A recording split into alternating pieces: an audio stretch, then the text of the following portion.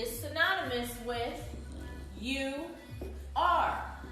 Okay? Your equals you are. It's the same thing. So you use this contraction when you are wanting to indicate you are. So for example, you are pretty or you're pretty.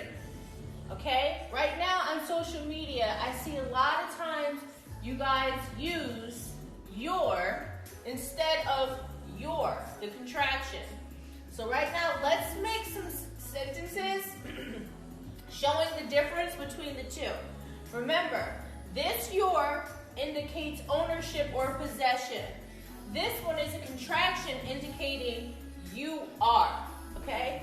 So first, let's take a look at Y-O-U-R and come up with some sentences. I'm going to create